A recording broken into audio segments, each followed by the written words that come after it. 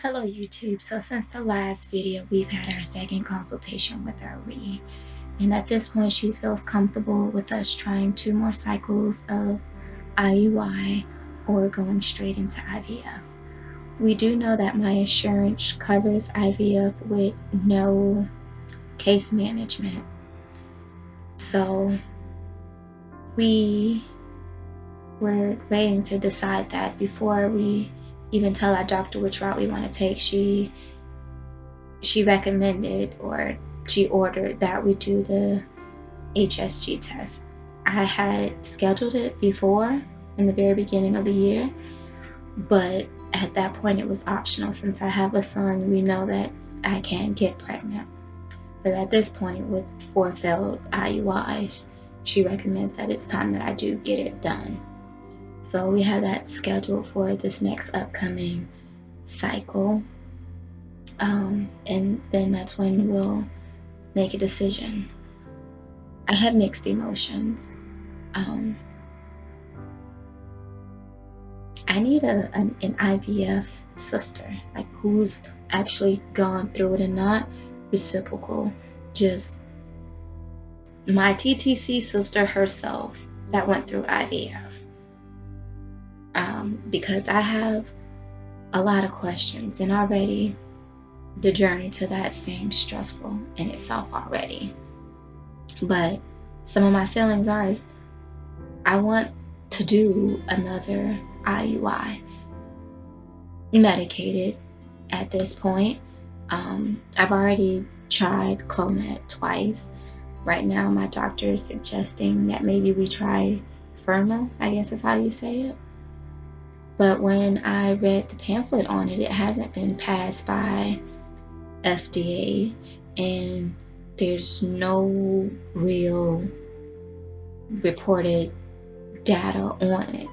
So I kind of don't want to take it.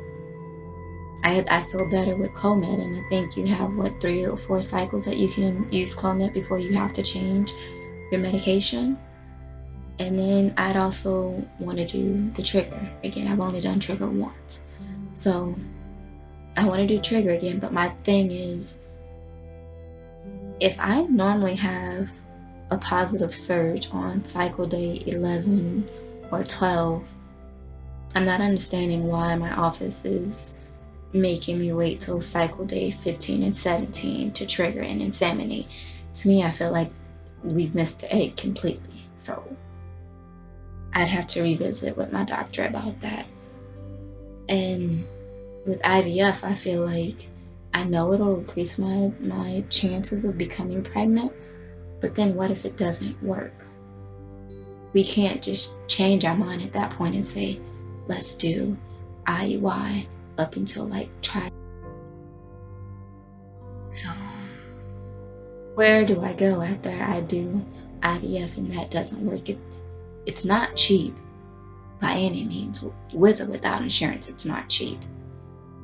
And I've even signed up for the egg donor program prior to all of this.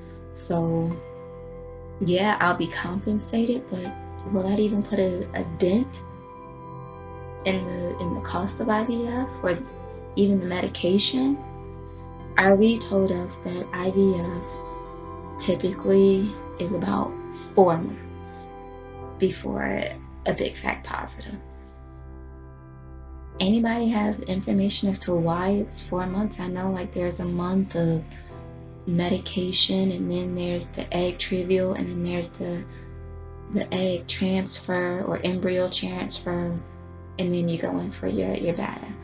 So I need an IVF TTC sister that can personally guide me and be my one-on-one with this. So let me know what you think, ladies.